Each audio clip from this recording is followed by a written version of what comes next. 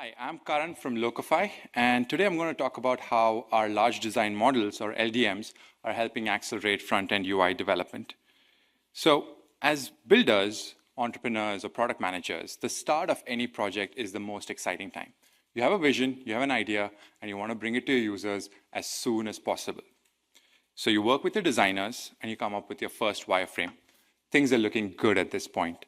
You get some feedback, you talk to stakeholders, you take all that feedback, and then you come up with your mock-up. And you're pretty happy at this point. Things are looking good, your vision's almost there. But we all know what happens after this. Iterations and iterations, back and forth between designers and developers. You've blown your budget, you're way behind schedule, and it's still not something that you're ready for. The final product after all of this is not really what you actually wanted to build. And at this point, literally everyone wants to kill everyone. So you started with something great and you ended up with something else. Now, here you're in a conundrum. What do I do next? Do I ship a substandard product to my users? Or do I go back to the drawing board and start all over again? There has to be a better way to do this, and that is where Locofy comes in. We help take your designs to code and convert it into code, and we do it in just one click. So before I go directly into the AI that actually is powering this technology, let me just show you how it works. So, all right, giving it some time to load. All right, so we are a plugin within Figma, which is a design tool. And this is a typical Airbnb design that you can see. This would actually take a few engineers a couple of weeks, if not months, to convert into code and actually ship this out.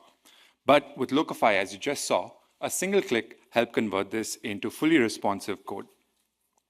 The idea is that you're able to now also interact with it, so it's not just something that is static, and you're able to look at the code that is actually generating the preview, as you can see here. In addition to this, we also generate components, and this helps make your entire code more modular. The idea is not to actually replace engineers, but to supercharge them so that they can actually work on high-value items, and 80% of the grunt work of the front-end UI development is actually taken care of by Locofy.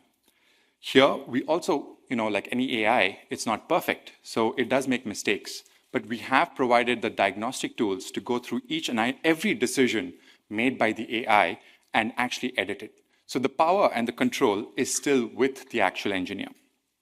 And all of this is possible because of the large design models that we built.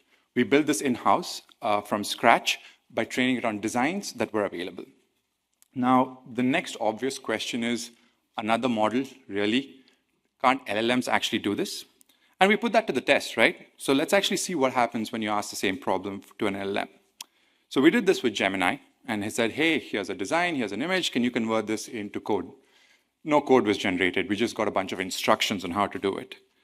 Claude, same thing. No code was generated. ChatGPT was slightly better, right? We still got code, we got something, but what it actually looks like and what we wanted to build is very, very different. And the same problem given to Locofy was able to create not just code, but also pixel perfect and almost production ready. And that is basically how LLMs and LDMs kind of differ. So why do they actually differ? Large language models or even multimodal models are trained on text, on generic images, and that's what they really understand. But designs are not text and images. They are shapes, they're vectors, they're symbols. A heart icon or a home icon has a specific meaning in a design. So large design models are actually trained on this rather than just generic text, and that is why we're able to generate the code that you just saw. In a nutshell, this is basically all that is made inside the large design model. So we take designs, we have built a foundational design model using text, image, as well as the node metadata that is provided by these design tools, and we generate the embeddings and concatenate them. This becomes the backbone of all these smaller models that solve a specific task, like optimizing your designs, making it interactive, making it modular, and responsiveness. Responsiveness is basically making sure that it actually works on a desktop as well as it scales down to a mobile. So once we go from the design to the code domain, that's when we see the actual power of LLMs helping out. So we use that to optimize layer names and other code optimizations. And all of this process, which happens in one click, goes from your design to code and preview that you just saw. Let me dive a little deeper into each of these smaller modules, right? So Design Optimizer is our model to look at the structure of the design and optimize it, removing redundant groups, adding auto layout, making sure everything is vertical and horizontal, and also grouping them accurately. We use visual transformers as well as name entity recognition models to achieve this. And then we go into the next step, which is basically adding semantic meaning to your actual designs. So a design can consist of multiple things. So for example, you have autocompletes, you have inputs, you have buttons. You want to recognize all of this, but in a design, it's nothing but a rectangle. So to really understand the actual item that it is actually going to be used for, like a button is going to be clicked or a datetime picker is going to show you the calendar, that's basically what the model is able to distinguish. And not just these atomic elements, we also detect meta elements like your header, because headers have special properties, or a grid, which also has special properties. So we're able to detect this and add the semantic meaning to the design itself. Code components. So with any design, you always have repeated items. Like for example, in this case, you have a hotel card that's repeated multiple times.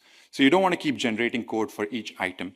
So the idea is to use similarity detection in this case to detect similar items and then convert it into a single component and a single code base. In addition to that, we also generate the properties or the props that can be used to distinguish different instances of the same component. And then we have responsiveness. This is one of the toughest problems we had to solve. It's very subjective, but taking something that looks good on desktop and mobile and having it work seamlessly is not easy. Here, we use a hybrid approach. We use tagging and feature detection to understand the UI patterns that have been detected, and then we use static algorithms to apply the relevant responsive rules, so you go from your desktop to your mobile seamlessly. And this, in a nutshell, is basically your large design model. Once we enter the code domain, as I mentioned, we're looking at auto layer names. So designs typically have hundreds or thousands of layers. Manually renaming each of them so that they make sense is a cumbersome task, and no one really does it. So using LLMs, Gemini in this case, we pass the context of the design and the output of our LDM to make sure that it understood what each function was and come up with more meaningful names that can be used as variable names in your code, further improving the quality itself. So going quickly into how we actually train our model. So we use publicly available HTML and Figma data. We label them, and then we convert them into a proprietary design data format. This design data format ensures that we can actually scale across different design tools, not just Figma, but also Adobe XD, Penpot, and support both mobile and web apps.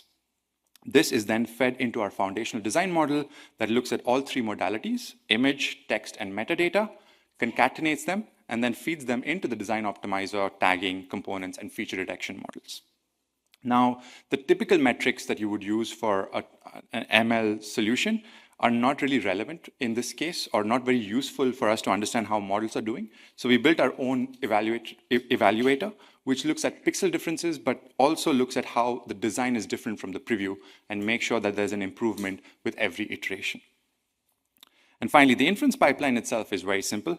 We take your Figma designs, we convert that into the design data format. The LDM inference happens along with the LLM layer names, and the combination of that is used to generate instructions, which then generates the code itself. So this is where we are today, and it's just the tip of the iceberg. We have big plans. We want to scale our LDM to go to a 2 billion parameter model and train it with a lot more data. We also want to support mobile apps and scale to more design tools. Responsiveness is another big challenge we want to solve. We believe feature detection, that is adding semantic meaning to the different UI elements, is the silver bullet here. So we want to be able to identify that and actually improve that performance there. And finally, once we enter the code domain, we want to use the power of LLMs to optimize the code further.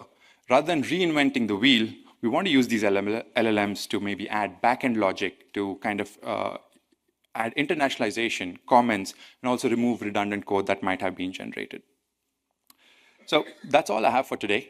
Thank you again for your attention. We have a booth downstairs, booth 118, so please come down if you guys want to see a quick demo. We have been in free beta for the last 3 years and just launched a pricing plan, so if anyone's interested, there's a coupon code there, and hope to see you guys at our booth. Thank you so much.